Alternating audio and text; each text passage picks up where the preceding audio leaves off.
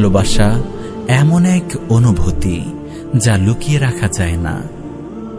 মুখ যা গোপন রাখলেও চোখ তা ঠিকই প্রকাশ করে ফেলে। ভালোবাসা সেই অনুভূতি যার দলিল হলো কুরবানি। ভালোবাসা ছাড়া কুরবানি সম্ভব হয় না। আর ভালোবাসার তীব্রতা যেন এমন, সহস্র কুরবানিও এর তৃষ্ণা মিটায় না।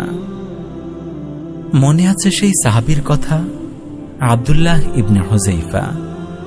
রোম সম্রাটের মেয়েকে বিয়ে কিংবা বাদশার রাজ্যের অর্ধেক মালিকানা, এত সব রসালো প্রস্তাব তিনি এক বাক্যে ফিরিয়ে দিয়েছিলেন।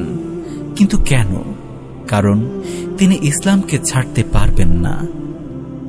তার চোখের সামনেই উত্তপ্ত তেলে তার সাথীকে ঝলসানো হল, তবুও তিনি এতটুকু পিছপা হলেন না।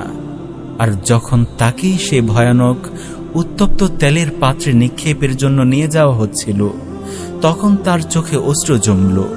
কিন্তু এই অশ্রু ভয়ের ছিল না, এটি ছিল রবের প্রতি তার ভালোবাসার দলিল।